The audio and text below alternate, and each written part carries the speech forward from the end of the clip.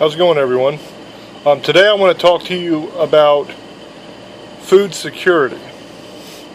A lot of people prep, a lot of people prepare themselves, they stock up ammo, all that kind of stuff because they want to be safe. And in reality, there is no security without food security. Because if you look at history, most of the time when governments want to bring their populations under control, they do so by starving them. So any kind of end of the world prepping or disaster prepping, anything like that, you have to have food security. You have to be able to feed your family. If you're like me and you have a lot of land, then you can have orchards, you can have gardens. I have all these things. So I grow a lot of my own food. I have a lot of my own fruits and vegetables. I dehydrate, I can. I vacuum seal. And we'll get into all that kind of stuff in other videos. Definitely the supplies you want if you want to get into this game is you want to buy a dehydrator, and you can pick one of those up for anywhere from $30 all the way up to several $100 depending on what kind of dehydrator you want. A vacuum sealer, which is also under 50 bucks. It's cheap. And some oxygen absorbers. You can get those for $1 or something on Amazon. And basically what you want to do is you want to dehydrate your food and vacuum seal it and then put it away somewhere in a tote or a bucket or something where it's out of the light. A very easy way to do this is to just go to the store and buy bags of frozen vegetables. Big 2-pound bag of frozen corn, frozen peas, frozen mixed vegetables, all those things. All you have to do with those is just pour them right on the dehydrator tray, put the lid on it, plug it up, and you're done. And then the next day, you have dehydrated corn, dehydrated whatever. And then you just vacuum seal that and put it away. So that's something you can do if you don't have the land. If you don't want to invest in the dehydrator and the vacuum sealer and all that, if money's a little tight, one thing I would suggest you do is take advantage of the fact that there is already a lot of dehydrated stuff that's just ready to be vacuum sealed, ready to go, right in your store already. If you vacuum seal the stuff with an oxygen absorber, it'll last a long time.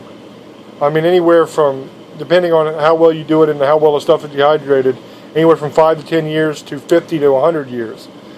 So you can start putting away food and you'll be prepared for the rest of your life, basically. There are, like I said, a lot of different things that you can buy that are already dehydrated and ready to go. I'm not going to go through every single one of them today, but I thought it would be cool. I would give you my top 5 list of 5 things that you can find at Walmart, your local grocery store, wherever you shop for your food, that you can find that's inexpensive and that you can put away, that's shelf stable, that you can put away for long-term storage. So here we go.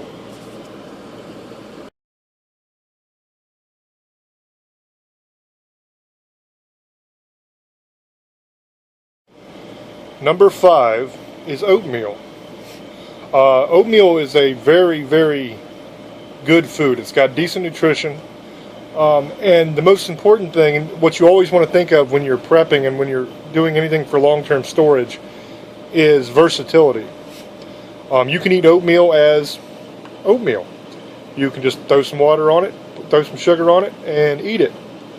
You could eat it in cookies. You can make pie crust out of it. You can do cakes with it. You can make bread out of it. There's so many different things that you can do with oatmeal. Whenever you're picking something that you're going to invest money in and store long term for a survival kind of situation, you always want it to be something that has more than one use. So in other words, you don't want something that you can only use to do one thing and one thing only and rely on that. You want to have a lot of versatility. I suggest having a ton of different foods, as many as you can possibly dehydrate and do everything with, because if you get into a situation where you have to rely on the food that you've put back long term, you are going to have as many different kinds of stuff as you can, because you want all the nutrition possible. You don't want to have deficiencies. That's the nice thing about vegetables, is you get the majority of your, well, pretty much all of your vitamins that you need to keep on living, you can get from vegetables. And you can even get the proteins you need from nuts and from beans. So oatmeal is my number 5, because oatmeal is very, very versatile. You can do a whole lot of stuff with oatmeal.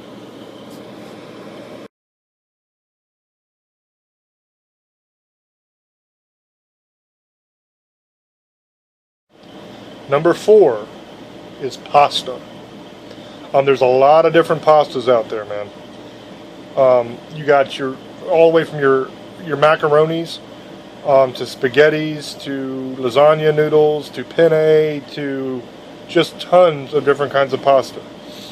One thing you want to make sure of when you're storing pasta long term is, if you are going to vacuum seal the pasta, you want to make sure it's not something that is sharp that's going to puncture your bag, or something that's brittle like a lasagna noodle that could snap and screw up your pasta. I mean, it's still edible even if it snaps. It's no big deal, and I guess in a survival situation you're not going to give a damn how pretty it looks.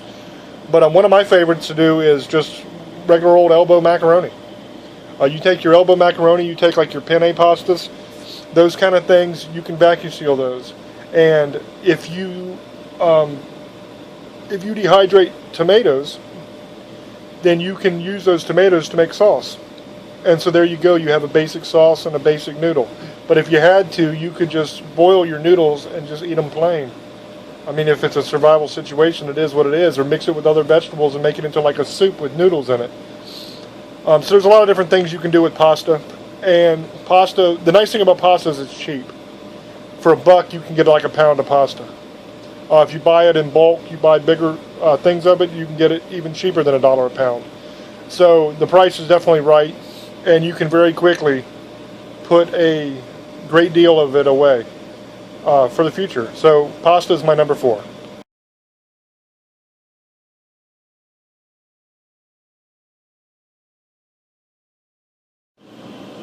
Number 3 is beans.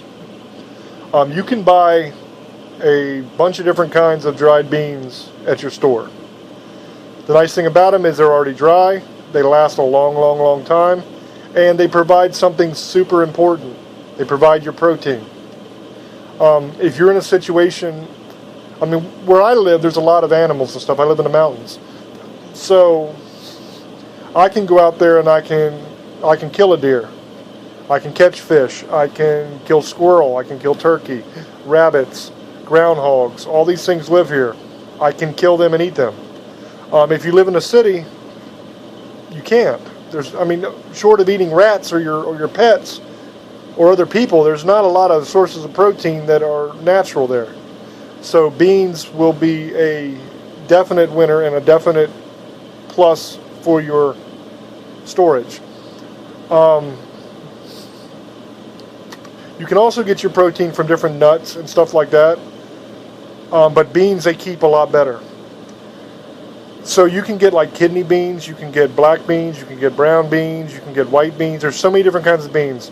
So whatever your favorites are, just buy a bunch of them. All you have to do with the beans is take them from one bag, put them in a vacuum seal bag, throw an oxygen absorber in there, and vacuum seal them.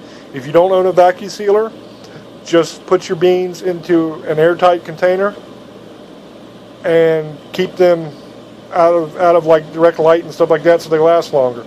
Even without vacuum sealing your beans, they'll last several years before they go nasty and you can't eat them. So beans is definitely a winner.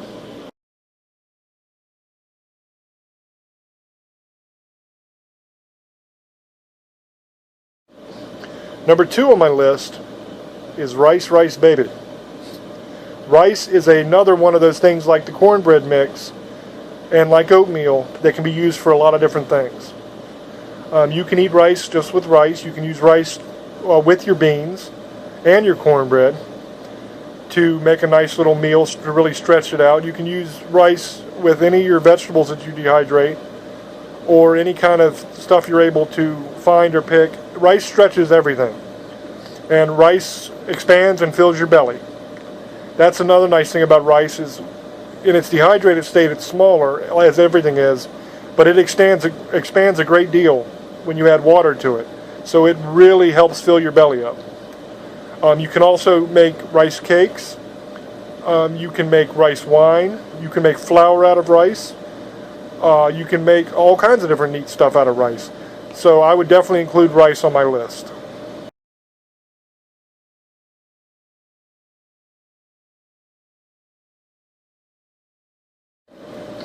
Number one on my list, and probably one of the most important things for most people, is seeds.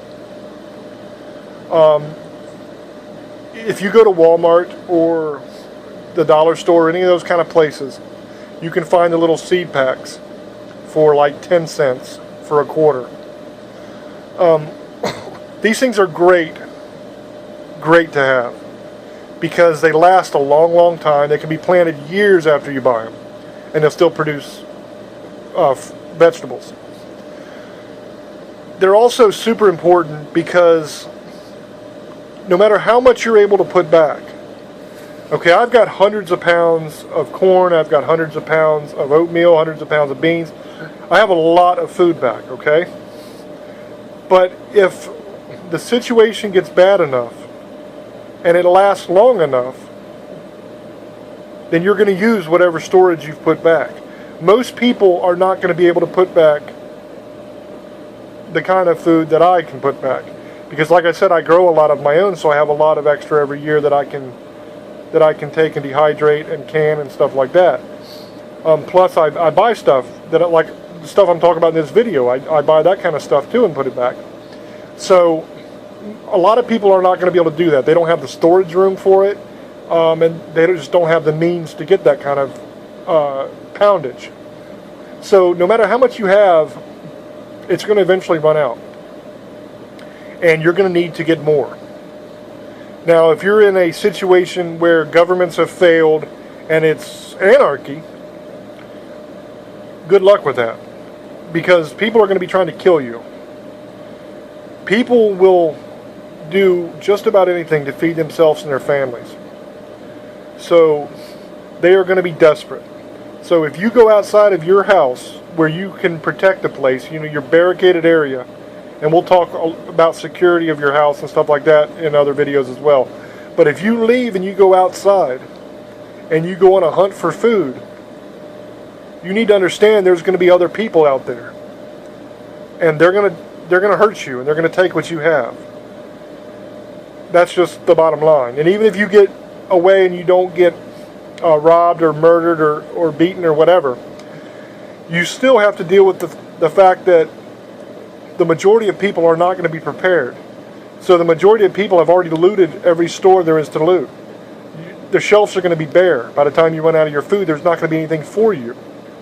So having seeds will give you the opportunity to grow your own food.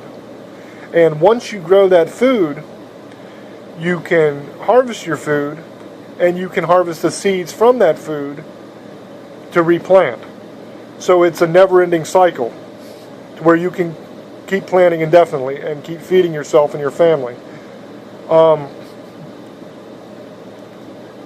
I would suggest, if you have people that you can trust, that you know, get together with those people and make a plan just for, an in case, to where everybody stocks up, everybody stores stuff, and everybody kind of has everybody else's back if the shit really hits the fan. A lot of people think that it's crazy to store all the food, to prepare yourself, to all that stuff. They say that you're nuts. But here's the bottom line. When something happens, you cannot rely on the government. Nobody's coming to save your ass for at least 3 or 4 days to a week. Sometimes 2 weeks, depending. I mean, look at all the massive things that have happened in our country. Look at Katrina. Look at hurricanes. Hugo, Andrew. All those kind of situations that have happened.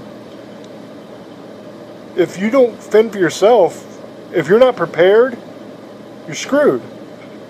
Because it takes at least 3 days for the government to get on the ground with any kind of food or water for you. So you better have stuff back. This isn't just about prepping for the zombie apocalypse or for some nuclear war or something. Now granted, that shit is far-fetched and it probably won't happen. But you're going to have floods. You're going to have hurricanes. You are going to have emergency situations. Hell, even in the wintertime, a bad blizzard could come and you could be stuck in your house for a couple days before you can dig out. It's always wise to prepare. You know, there's that old fable about the grasshopper and the ant. You know, and there's all kinds of fables like that where one prepares and one goofs off, and then when shit hits the fan, the one who goofs off ain't got no food. But the one who prepares is happy and healthy and doing good. So definitely, everybody, there's no excuse. Prepare. There's no excuse at all for you not to have at least a week or two's worth of food in your house. I can go down to Walmart right now and I can buy enough dehydrated stuff to keep me and my family alive for a week or two for about $20.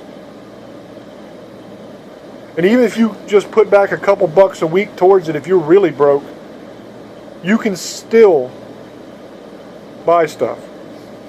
The cornbread mix is 40 cents a box.